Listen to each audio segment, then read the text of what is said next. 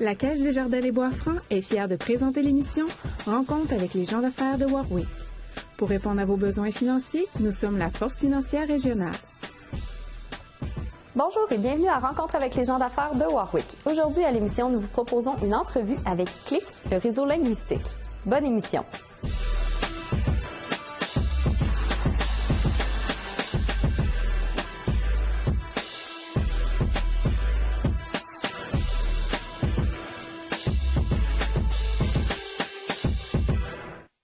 Bonjour messieurs, merci d'être présents. Merci. Pouvez-vous me parler au tout départ, comment ça a commencé ça, le réseau CLIC? Le réseau CLIC, CLIC, c'est en fait l'acronyme de Centre de langue internationale Charpentier. Et puis l'entreprise a été fondée en 1978 à Sherbrooke par Mme Lynne Charpentier, fondatrice. Donc l'année dernière, ça a fait 40 ans qu'on était en opération. Quels sont vos services principalement? Nos services sont principalement les cours de langue, anglais, français, espagnol et autres, en plus des services de traduction de documents, traduction simultanée et aussi ce qu'on appelle le proofreading. Caisse. Qui est, les documents sont déjà traduits par le client, mais on va relire les documents puis corriger les erreurs. OK. Puis est-ce qu'il y a d'autres services à part ceux-là? Oui, absolument. À ces services-là s'ajoute une panoplie de services sur mesure qu'on offre, même des services prestige, des voyages de formation, mais aussi un service que j'affectionne beaucoup, qui sont nos camps d'été. OK. Nos camps d'été pour les enfants en apprentissage d'une langue seconde, en l'occurrence l'anglais. Donc, c'est un service qui va être disponible dans tous nos territoires l'été prochain. Donc, qui est en expansion. C'est possible d'inscrire nos enfants à un camp d'été où ils s'amusent, mais tout en apprenant la langue qui va leur être très utile dans le futur. C'est destiné pour les enfants de quel âge à quel âge? Les enfants d'âge primaire, donc de 5 à 12 ans. Parfait. Vos services sont destinés plus au corporatif puis à l'institutionnel. Voulez-vous m'en parler plus? Nos cours de langue sont basés sur la pratique. Quand on commence un cours avec un élève, on lui demande ce qu'il fait en entreprise, puis on essaie d'avoir une conversation autour de ça. Mm-hmm. Évidemment, on revoit toutes les structures de verbes, la grammaire, on introduit beaucoup de vocabulaire également. Mm-hmm. Puis, c'est basé sur la conversation, beaucoup de conversation, puis c'est basé aussi sur le fait qu'on a du fun dans nos cours. Okay? C'est pas rigide. C'est pas magistral. C'est pas comme un cours d'école. C'est un cours, mais pas un cours d'école. C'est un cours très pratique, basé sur ce que l'élève vient chercher dans la langue. D'ailleurs. Alors, on a plusieurs... ça dépend de l'élève, ça dépend des circonstances. Moi, dans mon cas, j'ai une expérience en affaires assez longue comme entrepreneur à l'extérieur du Québec et globalement aussi dans d'autres pays. Alors, j'ai une expérience dans probablement à peu près tous les services d'une entreprise, marketing, comptabilité, finance, logistique et tout. Alors, on peut soutenir l'intérêt de l'élève en discutant avec lui de son travail quotidien. Fait que vous vous adaptez là, justement en entreprise, oui, que n'importe quel secteur. N'importe quel secteur, exactement. Puis comme Jacques l'explique, ce que peu de gens réalisent avant de faire affaire avec nous, c'est que quand on parle de cours de langue, souvent on imagine une classe, comme une classe de cégep ou d'université où il y a 30 personnes qui s'assoient puis qui écoutent un professeur. Mais dans notre cas, c'est complètement différent. Jacques parle de l'élève au singulier plus souvent qu'autrement parce que la majorité de nos programmes de formation, c'est des cours privés. Donc, le professeur est un étudiant. Donc, un cours adapté à ses besoins, à lui, à ses forces, à ses faiblesses pour son progrès rapide en fonction de son travail. Donc, c'est vraiment sur mesure. Nos cours, je dirais, sont des cours privés, semi-privés ou à l'occasion en petite équipe de 3, 4, 5 participants si le niveau convient. Donc, c'est important si on a plusieurs participants autour d'une même table qui aient tous les mêmes forces et les mêmes faiblesses, qui soient au même niveau linguistique. Donc, comment ça fonctionne, justement, quand quelqu'un s'inscrit? Est-ce que c'est vous qui déterminez? Parce que, on ne le sait pas trop, finalement, si on est débutant, intermédiaire 2, 3, 4... Dans le fond, lorsque le client appelle chez nous et fait appel à nos services, on débute tout le temps on dit au client qu'on faut faire une évaluation linguistique. Donc, ça peut être par téléphone ou en personne à nos bureaux. On détermine, en discutant avec le client dans la langue choisie d'apprentissage, pour déterminer c'est quoi le niveau de l'anglais ou du français ou de l'espagnol, dépendant du cas, pour déterminer c'est où son niveau dans les temps de verbe, puis du vocabulaire, ainsi que déterminer c'est quoi les principales fautes qu'il fait durant sa conversation avec la spécialiste. Donc, suite à ça, ça nous donne un niveau, ça nous permet de classer les différents gens d'un groupe pour voir s'ils vont ensemble ou non. Là, tu m'as titillé ma curiosité. Tu as dit différentes langues, donc il n'y a pas juste l'anglais. Quelle langue vous couvrez? On couvre toutes les langues modernes. Dans le fond, nos principales, présentement, sont le français, l'anglais, l'espagnol. Mais on fait à l'occasion des cours d'allemand. Mandarin, même japonais. On a des demandes en japonais présentement à Rimouski. Parce qu'on a une spécialiste linguistique là-bas qui parle 5 langues, très instruite. Donc, présentement, elle est en train de faire une évaluation en japonais pour donner un cours de 120 heures présentement. C'est sûr que les deux besoins principaux qu'on retrouve, autant dans les entreprises qu'en institutions, c'est l'anglais et le français. Chacun pour des raisons différentes. L'anglais parce que la planète, c'est maintenant un gros village. Les entreprises qui connaissent du succès en connaissent pas juste au niveau local, mais à l'international. Donc, l'anglais, c'est la langue des affaires. C'est la langue qu'on doit parler dès qu'on souhaite sortir du Québec, que ce soit au niveau des ventes ou au niveau de l'approvisionnement, des achats. Mais de plus en plus, il y a un besoin en français qui est grandissant, qui nous a forcé à mettre sur pied des programmes de francisation parce que c'est d'actualité, la pénurie de main-d'œuvre. Donc, ça frappe de plein fouet une panoplie de secteurs au Québec. Et beaucoup d'entreprises se tournent vers la main-d'œuvre étrangère pour combler cette pénurie de main-d'œuvre-là. Mais ces travailleurs-là, du Brésil ou des Philippines ou de la Colombie, arrivent au Québec. Ils ne parlent pas un seul mot de français. Donc, c'est difficile pour l'employeur de faire valoir des consignes, l'intégrer dans son milieu de travail, mais aussi dans son milieu de vie. Donc, on veut qu'ils restent, ces employés-là. Exact, c'est ça. C'est pas des machines, c'est des êtres humains. Puis, pour s'imaginer, il faudrait se mettre à l'inverse. Tu sais, si je débarque à l'aéroport de Tokyo, puis c'est des hiéroglyphes sur les pancartes, puis je comprends pas ce qui est écrit, puis je comprends ce que personne dit, bien, c'est la même chose pour eux. Ils débarquent des Philippines, ils comprennent pas un trait de mot. Ils sont à l'aéroport, ils savent pas où ils s'en vont, ils comprennent pas ce qui est écrit, ils comprennent pas ce qu'ils entendent. C'est très dépaysant, c'est très stressant. Donc, on a un service de formation en français, de francisation, qui débute la formation à distance au moment où ils sont embauchés.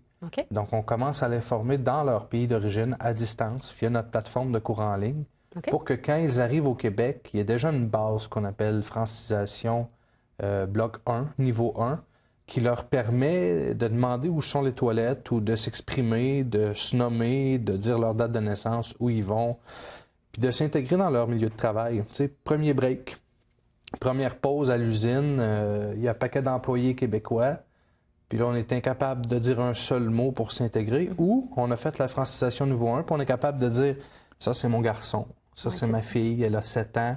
Ça fait une grosse différence au niveau de l'intégration, au-delà même du travail comme tel, mais de l'intégration dans son milieu de vie. Fait que c'est les deux besoins principaux en entreprise, l'anglais, le français. Puis il y a un besoin en espagnol qui est quand même présent aussi parce que beaucoup de cette main-d'œuvre étrangère-là vient de pays hispanophones. Donc, souvent, les cadres veulent connaître des politesses, puis faciliter un peu l'intégration pour que les gens se sentent les bienvenus, les nouveaux travailleurs quand ils arrivent. Oui, pour poursuivre ce que Joël dit, j'ai quelques clients, moi, qui je donne des cours. Une personne qui est en charge des opérations pour une entreprise qui fait des équipements d'entretien pour l'aéronautique. Alors, c'est très spécialisé. Puis également la pénurie de main-d'œuvre au Québec, les machinistes et tout ça. Alors, fait beaucoup de recrutement à l'international. Alors, on a beaucoup de discussions à ce niveau-là. Puis nos services sont très appréciés à ce niveau-là. Également, une autre madame où j'étais ce matin, qui fait du recrutement aux Philippines, qui s'en va là en fin de semaine. Même chose pour les gens qui rentrent pour l'intégration au français, très important. Quand vos clients partent comme ça, est-ce qu'ils pourraient vous amener avec eux, mettons, aux Philippines pour se débrouiller plus? Ou... Bien, Jacques, il dirait pas non. Oui, il y a ça, hein? Ben, j'ai déjà fait des contrats aux Philippines. C'est pas mon endroit préféré, mais j'irais sûrement, absolument. Dans le sens, c'est un service proposé quand même. C'est un service proposé. Puis on pourrait sûrement donner un bon coup de main là-dessus. Tantôt, tu parlais justement les classes virtuelles. Comment ça se passe, ces choses-là? Est-ce qu'on se voit? Est-ce qu'il y a des exercices? Comment ça se passe? Oui, mais c'est pas le e-learning. Donc, c'est pas des cours préenregistrés comme une formule d'apprentissage magistrale. Une classe virtuelle, c'est exactement comme on est en ce moment, à l'exception qu'il y a un écran qui sépare le professeur de ses étudiants. OK. Fait que on se voit en temps réel. En temps réel, regarde. Tu as aussi parlé, c'est 300 professionnels. Ça compte-tu votre équipe de gestion? Tu sais, c'est qui l'équipe de Click, finalement? Qui sont-ils? Dans le fond, on a des professeurs à grandeur du Québec. Dans le fond, les 300 professionnels qu'on parle, c'est des professeurs, c'est des traducteurs, c'est des traducteurs simultanés, parce que c'est une spécialisation. Être traducteur simultané, c'est pas la même chose que de traduire des documents. Tous ces 300 professionnels-là, plus l'équipe de gestion et d'administration, sont par-dessus ce 300-là. Dans le fond, j'ai une dizaine de personnes en administration qui gèrent les contrats, qui gèrent les horaires des professeurs et des étudiants. Les cours, j'ai oublié de vous le demander tantôt, mais c'est matin, midi, soir, après-midi? À la guise du client. Fait que c'est vraiment pas, comme qu'on disait à l'université, que c'est le lundi ou le mercredi ton cours, puis tu rentres. Dans le fond, vous vous adaptez selon les besoins. Exact. Puis d'une semaine à l'autre, des fois, vu que les gens sont en affaires, ou pour les employés, ils ont souvent des formations, alors il faut être très flexible. OK, fait que c'est même pas tous les lundis. Vous pouvez jouer dans les horaires, sauter 2 semaines, revenir 2 fois dans la semaine. Normalement, c'est des horaires fixes, sauf quand c'est demandé par le client. Mais quand le client appelle et a besoin de canceller, on lui donne une fenêtre d'opportunité de 24 heures. S'il avertit 24 heures à l'avance, on fait juste reporter le cours. Okay. Donc, c'est la flexibilité qu'on offre aux clients. Puis pour des clients qui sont des présidents d'entreprise, si jamais il nous dit « mais moi, il faut que ça soit flexible, je ne peux pas avoir un horaire fixe », donc c'est par appel qu'on prend les rendez-vous, il va appeler son professeur, il va dire « ben là, cette semaine, je pourrais à telle plage horaire, si ça fit l'horaire du professeur, ben c'est un groupe qui va avoir le cours à cet horaire-là. » On les appelle nos clients flottants. Oui, des flottants. Donc, mais pour répondre avec plus de précision à ta question, si on prend l'exemple des employés qu'on forme aux Philippines, à distance, les Philippines, c'est 12 heures de décalage avec nous, 13 heures quand on est sur l'heure avancée.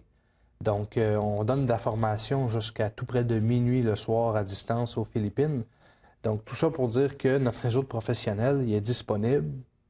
C'est ça pour fin que utile, jour et nuit, du lundi au vendredi et même le samedi, exact. Donc, notre grande force, c'est le sur-mesure. Notre grande force, c'est le fait qu'on s'adapte toujours aux besoins du client. C'est pas le client qui a à s'adapter à nos horaires ou à nos formules de cours, mais il existe presque autant de formules, puis de façons de fonctionner, puis d'horaires qu'on a de clients.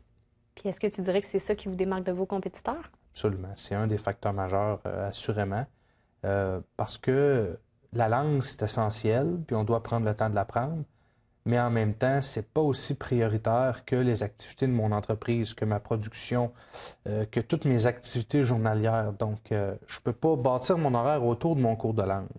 Puis ce qui nous différencie, c'est qu'on permet aux gens de bâtir leur formation autour de leurs horaires. Donc, même si c'est important, on ne devient pas là, une priorité de gestion, on s'accommode là, avec le temps qu'ils veulent bien nous donner pour la formation.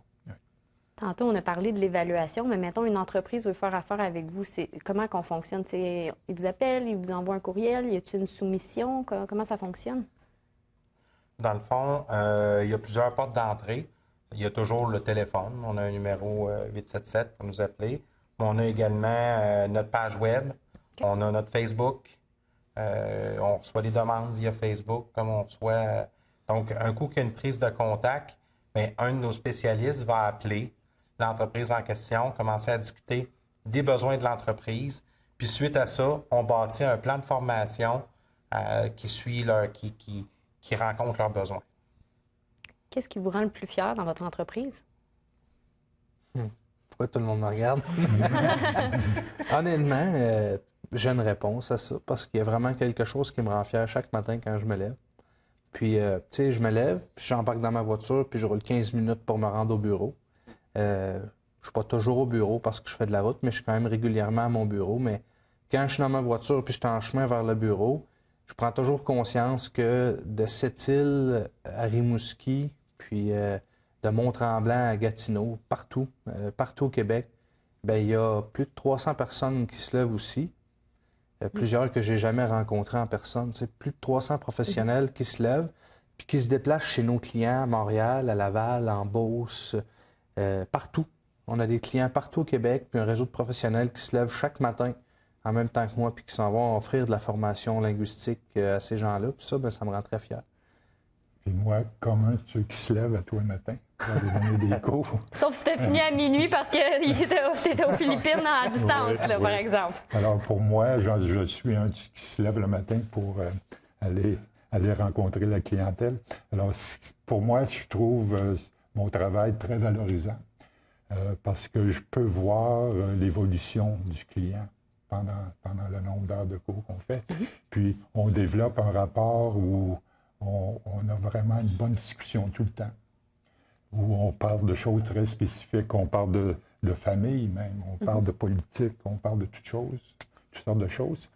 Et on insiste dans nos cours tout le temps à ce que les étudiants passent au moins le nombre d'heures qu'ils passent avec nous, qu'ils fassent 2 ou 3 fois plus d'heures à l'extérieur du cours pour écouter la langue. Pour ça va leur plus tu écoutes, plus tu peux t'exprimer mieux. Alors, évidemment, quand on écoute toutes sortes de choses, on a plein de choses à parler, plein de choses à discuter. Alors, je trouve ça vraiment très dynamique, nos cours, puis j'aime ça. Je suis très fier de nos professeurs parce que tous, sans exception, quand on leur parle de leurs clients, on voit qu'ils ont vraiment à cœur les succès. C'est l'apprentissage linguistique de leurs clients. J'ai remarqué que nos professeurs, bon, naturellement, ils ne sont pas bénévoles, là, on les paye, mais une grosse partie de leur salaire, ça paraît quand ils nous parlent de leur clientèle, une grosse partie de leur paye, c'est le succès qu'ont leurs clients. Donc, les professeurs sont émotionnellement commis dans un programme de formation parce qu'il y a un lien qui se crée entre le professeur et l'étudiant. C'est pas comme quand il y en a 30 dans la classe. Là, il y en a 1, 2, 3. On vient qu'on ait un contact personnel qui s'établit, on voit les progrès qui sont faits. Puis les professeurs, là, ben, c'est une partie de leur paye, ça. Ce sentiment d'accomplissement c'était Yes No Toaster. Puis là, ça fait 30, 40, 50 heures qu'on passe ensemble au fil des semaines. Et puis maintenant, ben, il est en mesure de communiquer, tu sais, que ce soit dans le cadre de son travail ou peu importe. Puis ça, c'est gratifiant. Puis nos professeurs, là, ça me plaît toujours de voir que c'est une partie importante de leur paye. Là. Tu sais, ce sentiment de réussite-là, qu'il y a un progrès réel. Là. Puis vos élèves doivent être très reconnaissants, justement, parce que ça... Oui, d'habitude, je pense qu'on a de bonnes évaluations comme professeurs en général. Nos étudiants sont nos meilleurs ambassadeurs. Oui.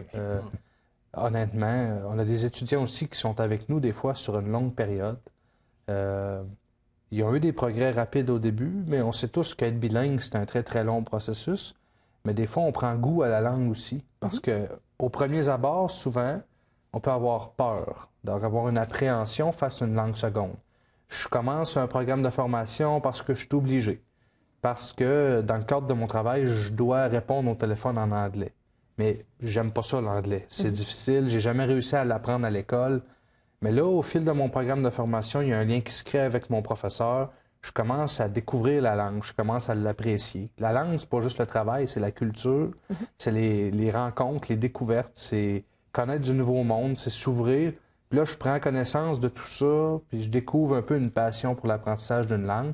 Fait que ce qui était supposé être un programme de formation de 30 heures pour être en mesure de répondre au téléphone sans faire de faux pas, se transforme des fois, après coup, en j'ai envie d'être vraiment fluent en anglais, puis de devenir intermédiaire, avancé, puis que ça devienne un peu une deuxième nature, là, ma deuxième langue. Moi, qu'est-ce qui me rend fier, c'est que moi, je travaille avec les 300 professionnels. Je leur parle des contrats, des nouveaux clients qui rentrent qu'il faut desservir. Puis, je regarde les horaires avec eux. Puis, je sens qu'ils prennent ça à cœur. Les différents étudiants qu'on leur amène. Puis, même les professeurs sont prêts des fois à faire des dérogations à leur horaire normal qu'ils nous offrent pour pouvoir, OK, oui, je vais le prendre. Ce client-là était avec moi il y a 2 mois. Il revient parce qu'il veut continuer une autre session. Mais j'ai pas trop de trous à mon horaire, mais j'ai aimé travailler avec cet étudiant-là. Donc, je vais faire de la place dans mon horaire ailleurs pour que je puisse donner des cours à cet étudiant-là. Votre horaire de travail, à vous, messieurs, ça ressemble à quoi une journée typique, on va dire? Moi, mais ça commence à 7 heures le matin parce que je pars de Kings et Falls pour me rendre à Trois-Rivières ou à Drummondville ou à Sherbrooke, qui sont nos 3 bureaux principaux. Puis, c'est de rencontrer les différents employés administratifs, les professeurs, voir est-ce que les horaires fonctionnent, voir est-ce que tout le monde, tous les besoins de tout un chacun pour répondre aux besoins de la clientèle est là au rendez-vous et aussi répondre aux différents clients qui font des demandes de modification des devis ou des nouveaux devis. Toi, Jacques? Moi, l'exemple parfait, ce matin, 5h30 debout, tu allé voir une cliente à Bon Secours, près de Valcourt, une madame qui s'en allait aux Philippines, qui voulait reviser ses questionnaires et ses entrevues avant son voyage. Et c'est ça. Puis... en tournage cet après-midi, finalement. Cet après-midi. Alors, ça dépend des jours, mais c'est des journées très bien remplies que je fais. Je parle du temps, oui. Moi, j'ai pas ça une journée type. Non. Mon travail chez Click, c'est surtout les relations publiques, les ventes, le développement des affaires. Donc, ça m'amène partout au Québec et plus encore. Je suis sur la route quand même régulièrement, en voyage. La semaine prochaine, je quitte pour Rimouski pour 3 jours. On va avoir des entrevues radio là-bas, puis on va faire du bruit là-bas aussi. Donc, je n'ai pas vraiment une journée type, mais souvent, ça fonctionne par séquence. C'est tout ou rien. Donc, il y a des semaines qui sont des semaines de 90 heures, tu sais. Tout est là dans la même semaine, avec beaucoup de voyagements, des longues distances, des hôtels, des rencontres du matin au soir. Puis après ça, il y a une accalmie. Là, on a le temps de tondre notre gazon ou de pelleter notre galerie. Oui, parce qu'il faut le faire, ça aussi, des fois. En une phrase, si vous aviez un conseil à donner à quelqu'un qui se part en affaires ou un gestionnaire, ça serait quoi? Une phrase? Sauter dans le vide. Ou 2. Non, peu importe le projet ou l'idée, partir une entreprise, racheter une entreprise, développer une entreprise, pour moi, ça se compare à sauter dans le vide. C'est ce que les entrepreneurs font chaque matin, chaque jour. Ils sautent dans le vide sans connaître la fin avant le début. Ils prennent toujours des risques calculés, non calculés, des risques quand même immenses. Puis à n'importe qui veut se lancer, je dis, il n'y a pas de bon moment. Ça n'existe pas être prêt à sauter dans le vide. Si tu attends d'être prêt, tu ne le feras jamais. Si tu as le goût, un projet, le désir de devenir un entrepreneur, puis de créer quelque chose, saute dans le vide, même si tu n'es pas prêt, puis tente de bâtir ton avion sur le chemin de la descente. Oui, alors écoutez, moi, j'ai une expérience personnelle comme entrepreneur. Alors, comme Joël dit, il n'y a jamais de bon temps pour ça. Tu te lèves à un moment donné, puis il faut que tu l'aies dans le sens. Il faut que tu aies le goût, le goût du risque, le goût quand même, il faut que tu sois bien organisé, il faut que tu aies des idées, il faut que tu aies une vision de ton entreprise. Également, il faut que sûrement, ce qui est très important, c'est la relation avec tes employés, parce que tu n'es pas tout seul. tu penses que c'est tout seul des fois, mais tu penses que c'est toi qui fais tout.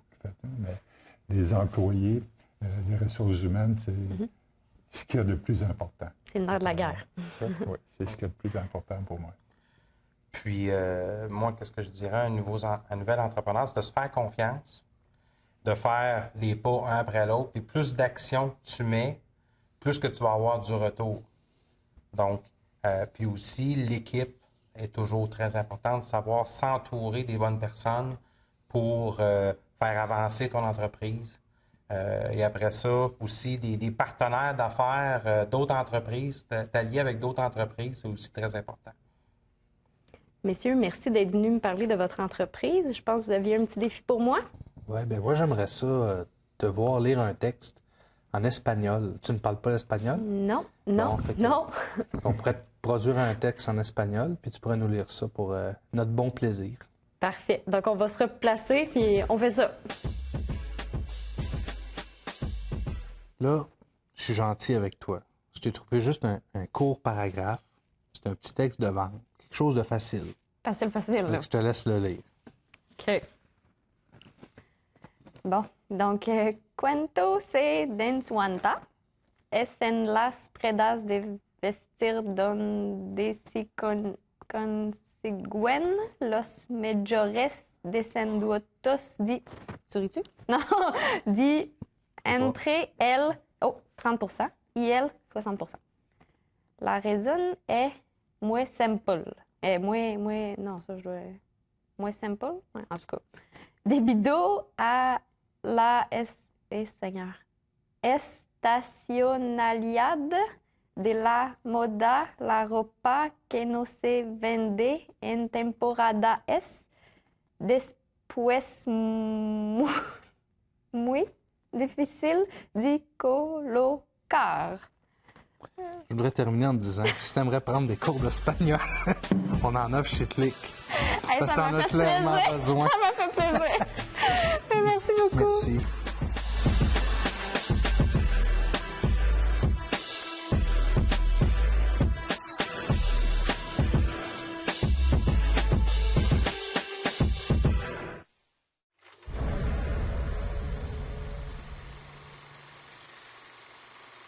Maintien dans les lieux. Tout locataire a un droit personnel au maintien dans les lieux et il ne peut être expulsé que dans certains cas prévus par la loi. De plus, les aînés sont également protégés et ne peuvent être évincés que sous des conditions minimales. Le propriétaire ne peut pas non plus harceler un locataire pour qu'il quitte les lieux. Il ne peut se faire justice lui-même. Il doit s'adresser à la Régie du logement, même pour non-paiement.